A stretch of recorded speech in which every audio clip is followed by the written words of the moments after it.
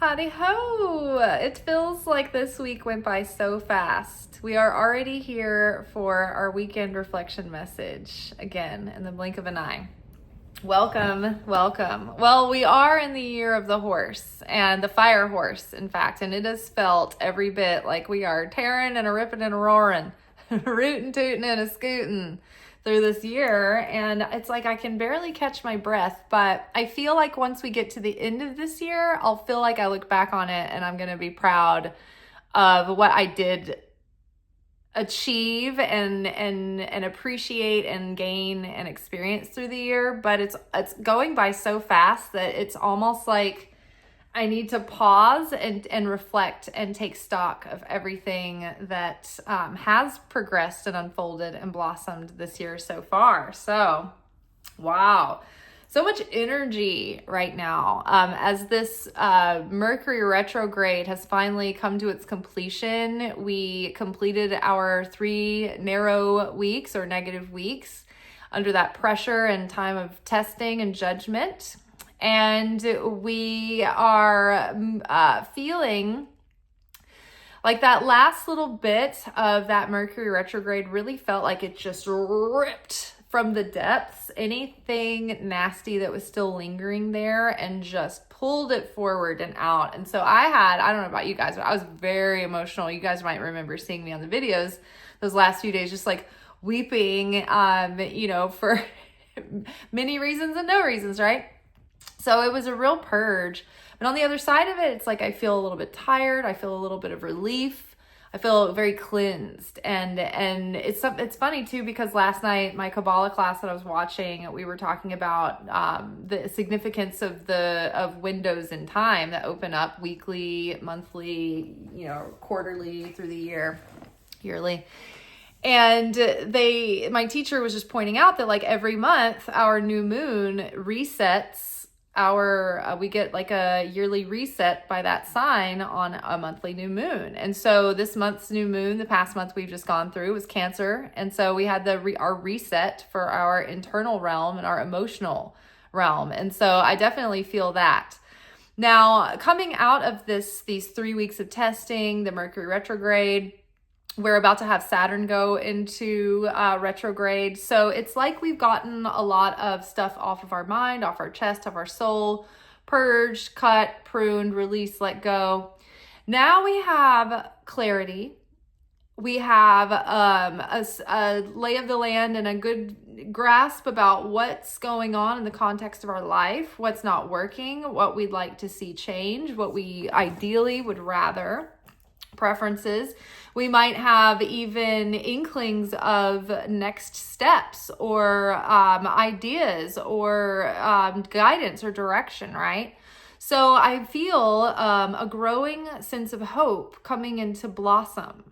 I didn't know that when, during the summer, you can plant a second garden in July. I didn't realize that, and so it's like it feels like we're at the height peak of our summer and that the best is behind us and, the opportunity's been had kind of to yield fruit for the year, but it's not true, right? So, when we feel a new sense of hope, what happens? The adversary comes in and tries to thwart our progress.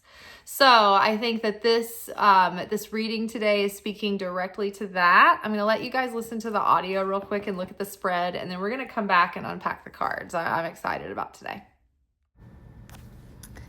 As we wrap up our emotional journey through the subconscious that Mercury's retrograde just took us on through Cancer season, we have a sense of being tired yet refreshed.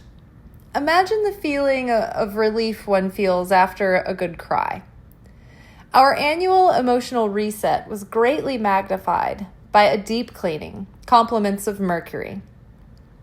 Our hearts, minds, and souls feel renewed, and we're feeling uplifted with clarity, some new ideas, and dare I say, hope. Wouldn't it be just like the adversary to trigger our defeatism at this moment? Watch carefully for the ego to slip in with all the examples of how it never worked out before, so why should it now?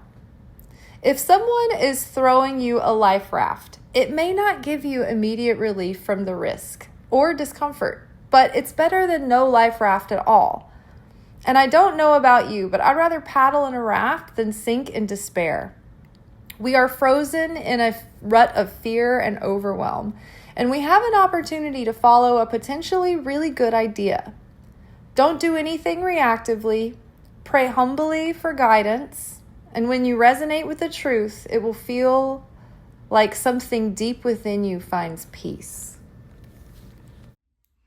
Alrighty, so from the Radiant Sun Oracle, we have Mercury in Cancer, which we just finished that transit of Mercury retrograde during Cancer, which is intuition. And what it do, rather than, put our intuition loud in our face, what was it telling us, right? Followed by Saturn in Leo, which is generosity. Now we're entering into Leo season. Saturn's about to go into retrograde, so very relevant celestial bodies there. And then followed by Jupiter in Scorpio, which is manipulation. All right, underneath intuition, we've got death reversed.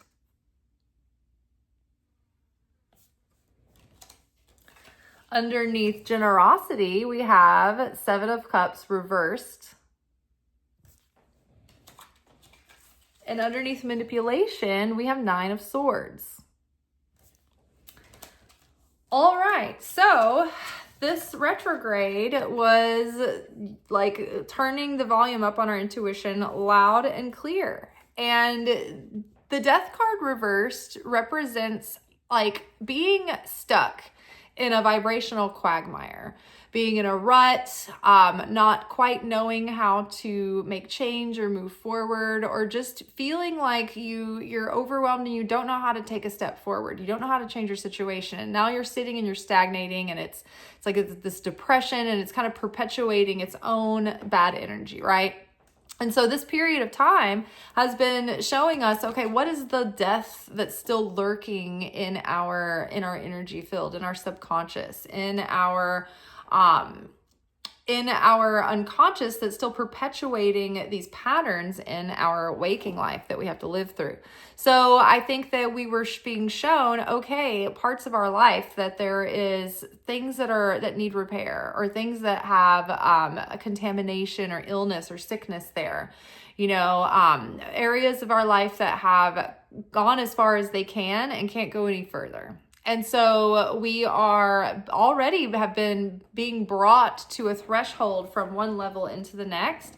And so I think this was the moment, the initiative portal, where we were shown what was going to be coming to completion and what was not going to necessarily be going with us into the next phase, or it won't be staying with us very long into the next phase. It's going to be sort of like, the chaperone into the next phase. It's going to be a handoff. Right, when a royal, like when Marie Antoinette in the movie that Sofia Coppola depicted her being taken from her home of Austria, from the royal court there. She has a group of her servants and entourage that take her to the border of France, Miss Universe.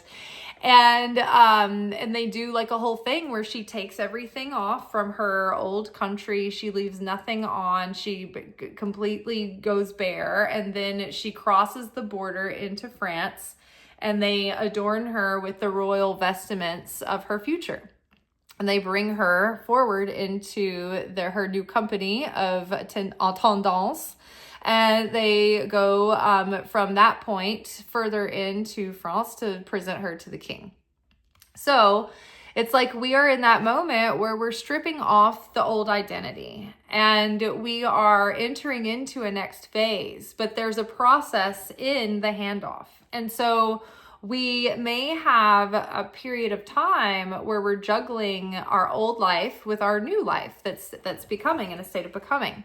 So this might be something in your professional realm, right? It could be anything, right? But for instance, for me, I've been looking for possibilities of ways to get myself out of the service industry and into being more self-employed so that I can make, more and more content of a spiritual nature, right? Now, I've realized for a long time that trade probably won't be directly involved with the spiritual work, right? But I need something to support that and support me. So that has probably going to be something that I'm going to have to be willing to, juggle my time and figure out how to bring like a kind of a third element into the picture for a while. But intuitively, we're being given that plan, that foresight, that idea, right? And the hope and the excitement about implementing that. But like always, the ego wants to feel the comfort of familiarity, and the ego doesn't want to take risks, and the ego doesn't want us to grow or change, because that is always threatening to the ego. So the adversary, the opponent that wants to keep us thwarted and away from living into our potential, always uses the ego to try to keep us either distracted from our purpose, struggling so that we can never fulfill our purpose, distracted with something that's great but not our purpose. Like, there's a myriad of creative and fun ways that the adversary can use to hold us back and keep us small, keep us in this position. So we're breaking free and we can see it. So the best thing we can do is now just anticipate self-defeatism and the voice of negativity and the voice of the thing about this card that I found particularly helpful when I looked up the notes in the book was that this personality type with these planetary aspects in their chart have a tendency to base what they think on their past experiences and their past emotional experiences with the thing. So in this case, we might stay stuck with this sort of self-defeatism voice in our head that says, you know what, you've tried all these things before. You've tried an Etsy shop before, and you found out that all of these handmade people hit a gold rush and they sold you fool's gold. And you know what, though? I'm happy that I did that, because I gained so much experience and education, and it was rewarding, and it's an expression of my creativity, and it's another little piece of my brand, right? So, but it's hard not to think, oh, I tried this thing before and it didn't work. Oh, I've tried to build social media platforms before and, pitch and sell my own workshops. And that has been something that has cost, weeks and months of my time that has yielded sometimes less than $100 a year, right? I bought a digital course that taught digital marketing, and it gave you sort of the framework of selling digital goods. And then the bonus of that particular course was that then you were able to, you were given master resale rights with the course itself. And so then you could resell that course.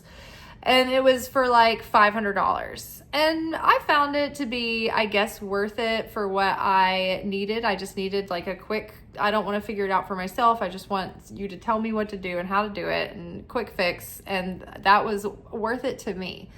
But I wasn't enthusiastic about it enough to put the effort forth to try to sell that thing to other people. I wasn't as confident in that price tag for others as I was for myself. You know what I mean? So again, these are examples from my own life, but you go through these experiences and then you think, okay, so do I want another failure, another embarrassment, another wasted $500, another this, another that? And it's you can't give up on yourself, because something is going to work at some point. I know other people that, they fall in love with things. They have a passion. They're looking for their thing, and they haven't found their thing that works yet. And I don't demonize them. So why would I demonize myself? I wouldn't tell them to give up. What's the alternative, right? In the audio, it's are you going to sit there and tread water until you drown because you're well, the life raft is not getting me out of the water. So what's the point? I'm still going to have to swim all the way to some island. But the thing is that without that life raft, you don't even have the opportunity to have the hope that you can find your way to swim to some island, right? So this is assuming you're shipwrecked and floating out at sea and you need a rescue, right? So I feel like we're being urged to take a risk beyond what our natural inclination is going to be to shut down our hopes again. But I think that the secret here is to not jump quick in reactivity and in, uncalculated, unmeasured ways. I think that is also reactive behavior when you're like, buy now while supplies last, or you're overly excited and you jump in without being grounded, right? So I think the solution is to pray and ask humbly, willing to be wrong. Is this the direction that you are guiding me in, God? Is this an opportunity? And then when you feel like a deep sense of peace, and you're not feeling like all this like inner conflict and doubt and questioning or panic or sense of urgency or nothing of that nature, can you feel clearly a sense of peace and a sense of something that makes you feel like you're being uplifted and expanded? And when you consider the other lived in wisdom, do you still want to go forward? Is it still worth the risk? Because think about it, in our recent readings, we've had a guidance to put ourselves out there and be willing to take a risk. We've had guidance that new things are coming, that there was something that we should not waste our money, but there was something that we need to save for that's going to be special, right? So taking all these things into consideration, you might be being led into a positive direction, or are you making, doing something desperate and that you'll regret? So take your time, but don't dismiss new ideas coming in, because it's not exactly guaranteed that it's just some shiny object trying to distract you. It could be the thing that you need that will help you on your main mission. And that's kind of what I'm getting, because here we have this figure here who's like a prophet, who is like a spiritual guide, giving inspiration and words to like this person who is like an apostle for the prophet. And so he's out there speaking the truth and giving this message and influencing the masses, influencing people, guiding them, giving them good news, giving them something that will help them, right? Here, Seven of Cups reverse. I'm going to read you guys from Eileen Conley, because sometimes we think the reverse cards are like automatically negative, but actually when you look them up in the tarot for The Apprentice, sometimes the reverse cards are more positive than the upright. So this is what Seven of Cups reverse says, and I think that this is, when it comes from the book and it's not just me saying it, then it's like you almost know that like it almost gives us greater assurance that it's not just our hopeful, wishful thinking. So Seven of Cups reverse says, on the right track, you should pursue your goal. Follow your goal and don't waste time. Success is yours down the line. Watch for any glimmer of success and follow it through. Don't give up on your ideas. It may be hard to carry them through, but ignore any opposition. Offer your insecurity up in prayer, and it will be replaced with spiritual strength. Persist in studying, and you can reap great rewards. Well, this card here, Saturn in Leo, it talks about how someone's practical, pragmatic nature and their grounded dedication and consistency, combined with that Leo quality of putting themselves out in the world, being an influential voice for good, for the positive, right? So all of this is I think it's encouraging to break outside of the routine, maybe take a calculated risk, but only if you're willing to get organized and disciplined and work hard for it. And it seems like this is going to get you out of this dark influence over your life that's sort of keeping you in a state of survival mode, of constant low-level trauma response, of constant anxiety, of losing sleep at night. How many of us are not squeezed financially and for time and for just relief in space and just regulated nervous system right now?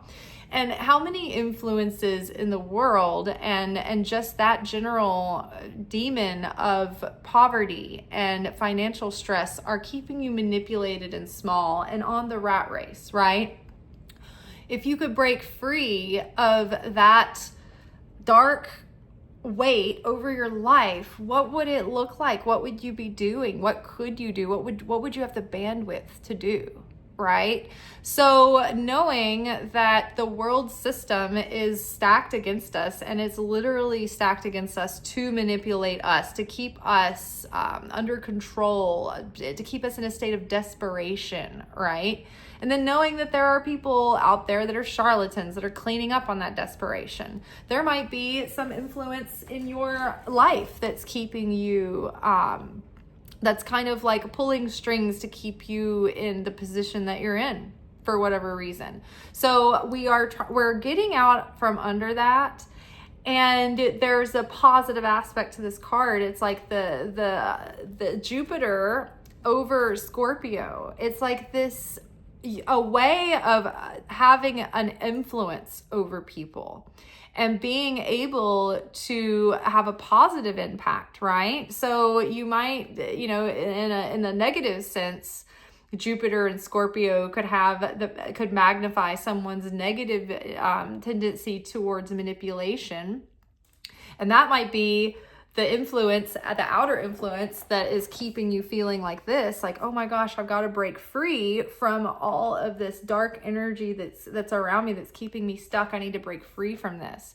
But maybe you are also a person that has charisma and impact and influence as well. And so maybe you can use these talents to get out from under the dark adversary that's using anything, any person or resource in its control, right? When it can get a little crack in through anybody, right? Through people in your life that don't realize they're being used by the dark side to keep you messed up, and they're not even thinking, they're not conscious, they're not sovereign, right? The adversary using any little mistake that you made. The other day, I got back inside of my car 20 times trying to straighten it in a parallel parking spot before work because I didn't want my tire touching the line, because I'm like, I'm not giving you an inch to get in, right? I'm not giving you an inch to give me a parking ticket. No, hell no. We're not doing that, right? So we're seeing it for what it is. We're taking back our power.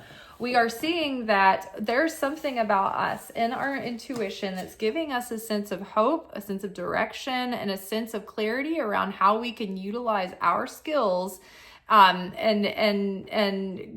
do so in a way that supports others and supports ourselves in living our purpose.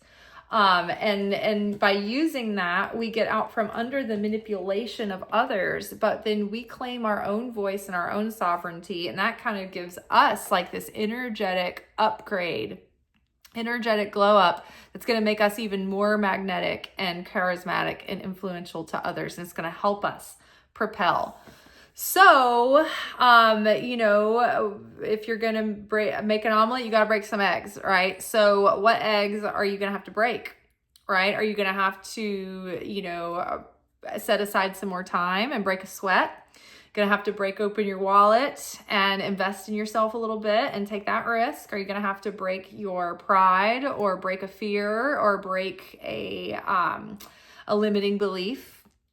Right? Are you going to have to break away from the crowd? What is it? What's going to happen here? What are the eggs we are breaking to make this omelet? Because I think something good can really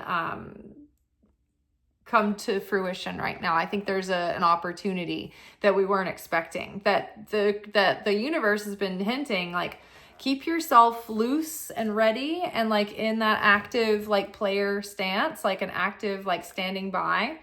Because you don't see the opportunity yet, but it's about to fall in your lap. So if it hasn't happened recently, it could happen any minute. Like the ideas are going to start coming to you. I have had mine presented to me, and I'm already at the point where I'm feeling pretty 100% like I'm going to go ahead and go for this idea. And I've already reconciled within myself that I surrender and trust that if it's a loss, but it's worth the risk.